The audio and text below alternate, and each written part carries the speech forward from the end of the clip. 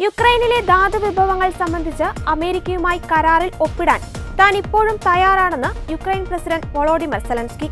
വാഷിംഗ്ടണിൽ നിന്ന് മടങ്ങിയത് ഒരു കരാറുമില്ലാതെയാണ്.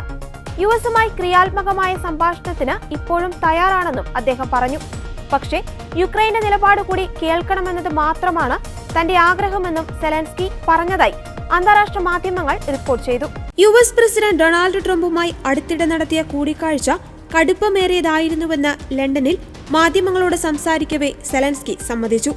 ഈ യുദ്ധത്തിലെ അക്രമി ആരാണെന്ന് സഖ്യകക്ഷികൾ ഓർക്കണമെന്ന് യുക്രൈൻ ആഗ്രഹിക്കുന്നുവെന്നും സെലൻസ്കി പറഞ്ഞു.